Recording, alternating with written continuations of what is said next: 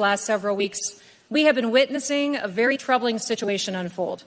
In real time, we are watching an organized, coordinated campaign to remove and eliminate all references to our nation's founding and many other points in our history. Rather than looking to the past to help improve our future, some are trying to wipe away the lessons of history, lessons that we should be teaching to our children and to our grandchildren. This approach focuses exclusively on our forefathers' flaws, but it fails to capitalize on the opportunity to learn from their virtues. Make no mistake, this is being done deliberately to discredit America's founding principles by discrediting the individuals who formed them, so that America can be remade into a different political image. Tonight, I want to invite you all and those around the country watching. The founding generation has important things to tell us about America's past, its present, and its future. Remember, our independence was the result of many stars aligning, including a unique assembly of powerful writers, gifted thinkers, and tremendous generals. And don't forget, they were supported by a simple citizen army that defeated the world's most powerful empire.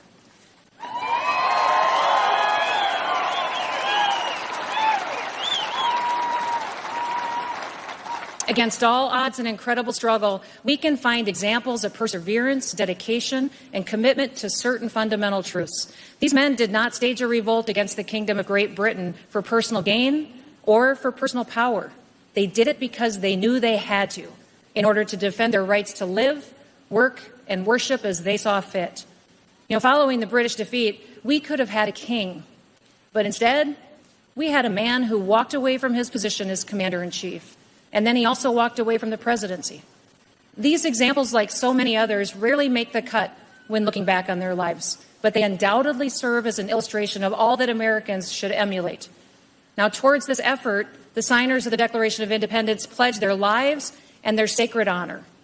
The Declaration is arguably one of the most important statements of purpose ever written, not just because it serves as a justification for our independence to the entire world, but also because it has led to our prosperity and inspired many other nations and peoples to seek freedom.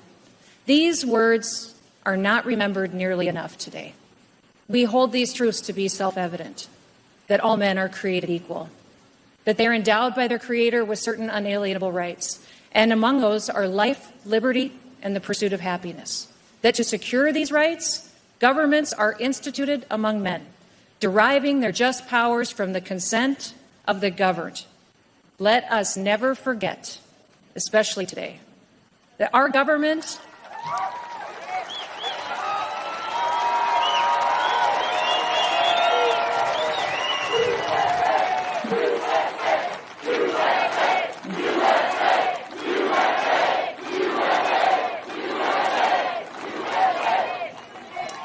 Let us never forget that today, that our government has the power that it does because the people have consented to it. We have consented specifically to a government that will serve all of us equally and that it will protect and uphold the fundamental rights enumerated by our Constitution. It is our duty to renew our commitment to these ideals and to pass them on to those who come after us. These ideals cannot be dismissed as the irrelevant opinions of flawed men. Our founders had their flaws, certainly, but to use those flaws to condemn their ideals is unjust and self-defeating. How many of us have lived up to our own ideals? Without the words, the ideals, and the sacrifices of these few, the world would not have a ringing example of true freedom. We can speak and write, worship, work, defend ourselves, and even protest as we see fit because of these men and their ideals. To attempt to cancel the founding generation is an attempt to cancel our own freedoms. Now,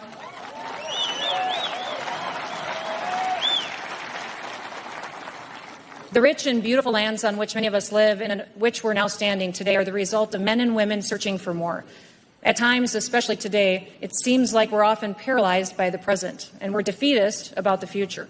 Our country was founded by dissidents and people seeking to make a better life for themselves and for their children. People all over the world continue to flock to America today. The simple reason is that it is our commitment to the ideals that were laid out by our forefathers. The struggle to maintain the Union was about the proposition that America must live up to the principles articulated in the Declaration. And America's rebirth allowed a fuller realization of the fundamental purposes of government articulated in the Declaration.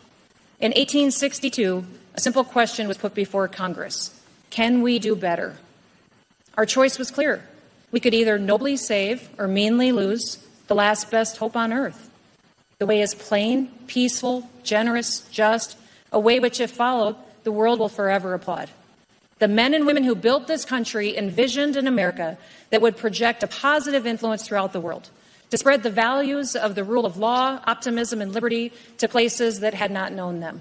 They also took on the mission of protecting the natural wonders of the West, something all of us sitting here tonight can be thankful for. In particular, I think many of us, especially those of us that are on the political front lines, would be wise to remember. It is not the critic who counts, not the man who points out how the strong man stumbles or where the doer of deeds could have done them better.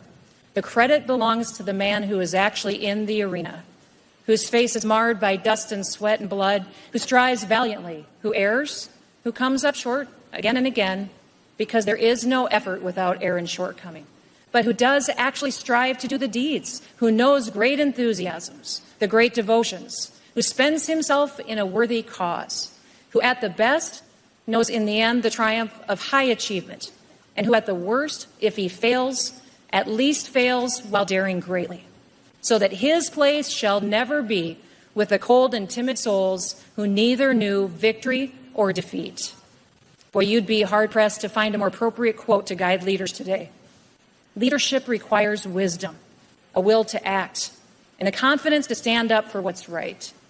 Our love for America and our commitment to stand for the principles that make America unique deserves to be applauded.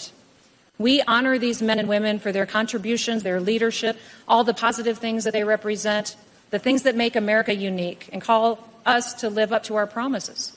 This Independence Day, let us be grateful that we have such words and such examples to follow, and that others were willing to sacrifice so much to create a land in which liberty and law can be protected. Let us not destroy history. Let us learn from it by preserving and imitating what is good about it. We are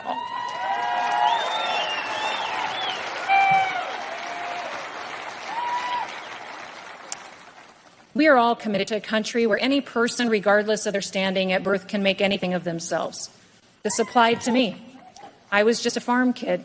Now I'm the first female governor of South Dakota.